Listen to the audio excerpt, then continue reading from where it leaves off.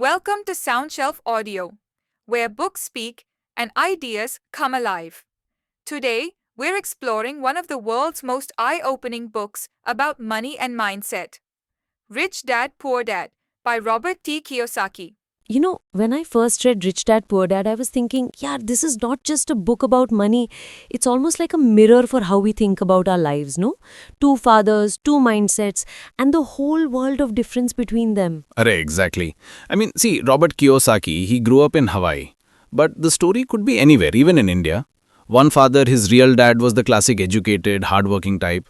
The other, his friend's father, didn't even finish high school. But he was street smart about money. And both of them loved Robert, both wanted the best for him. But the advice, poles apart. Poor dad would say, beta, study hard, get a good job, settle down.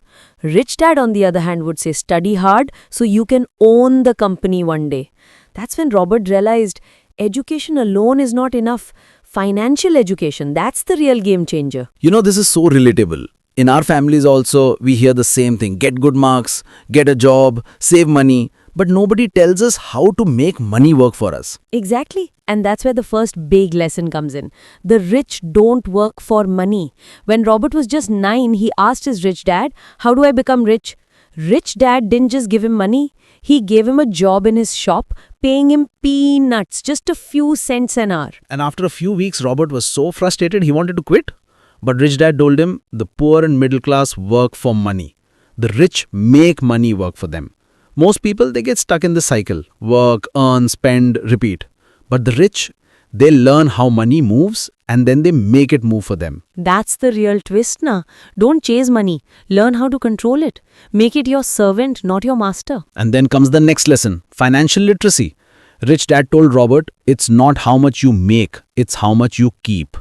Most people, as their salary increases, their expenses also increase. But the real key is understanding assets and liabilities. This is such a simple rule but so powerful. Assets put money in your pocket. Liabilities take money out. For example, your own house might feel like an asset, but if it's costing you every month, it's actually a liability. But if you have a small flat that you rent out, that's an asset. Rich people focus on building assets, things that generate income. Poor people, they buy liabilities, fancy things that look good but drain money. Financial literacy means you have to build your asset column and reduce liabilities. That's how you create wealth that grows on its own. And this is something our schools don't teach us. We learn algebra, we learn grammar, but who teaches us about taxes, investing, or even the difference between assets and liabilities? And that's why Rich Dad always said, mind your own business. Don't just work for someone else's dream. Build your own. You don't have to quit your job today, but start something that belongs to you. Maybe real estate, a side business, investments, or even a creative project. Poor dad worked for money, rich dad built assets. Eventually his money worked for him.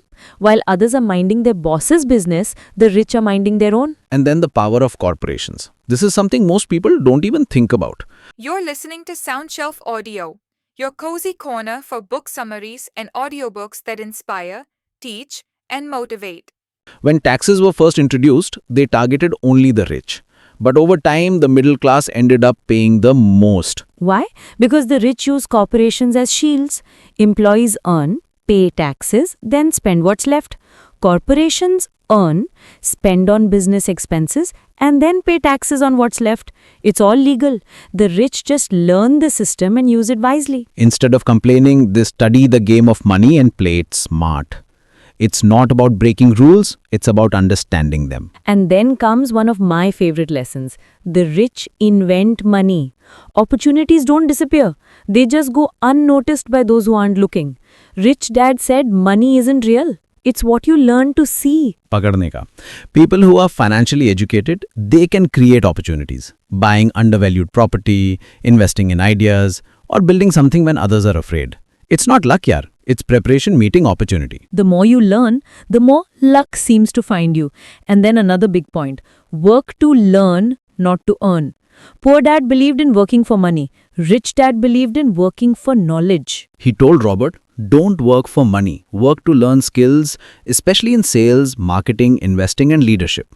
Most people get stuck because they specialize too much.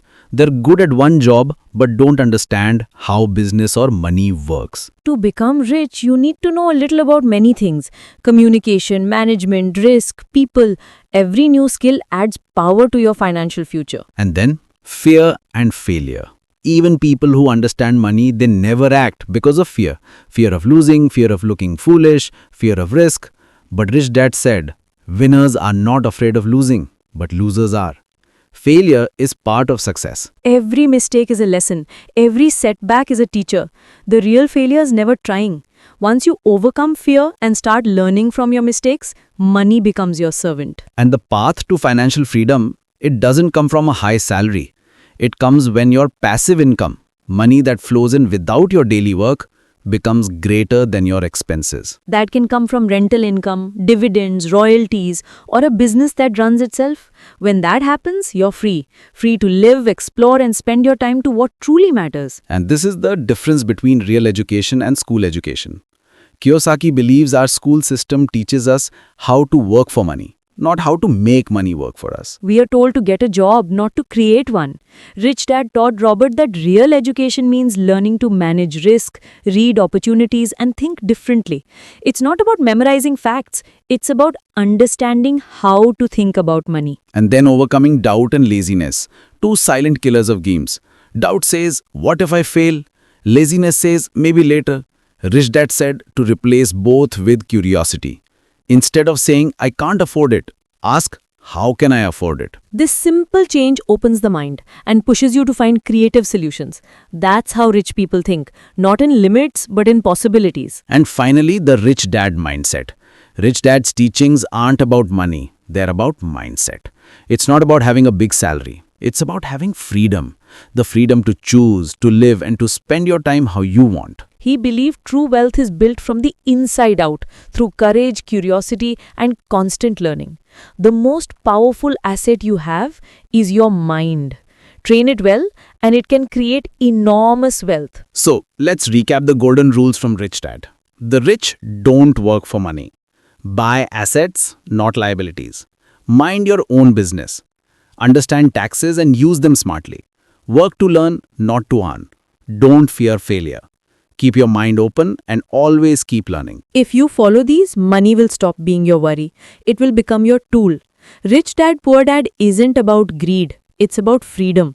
Financial independence doesn't start with money. It starts with how you think. When you understand the language of money, you'll never be controlled by it again. You'll control it and use it to live a life of choice, growth, and peace. So next time you think about your career, your savings, or your dreams, just remember, don't just work for money. Make money work for you. And keep learning, keep growing, and keep shining. If you are enjoying this, please like, share, and subscribe SoundShelf Audio for more book summaries and motivational audiobooks.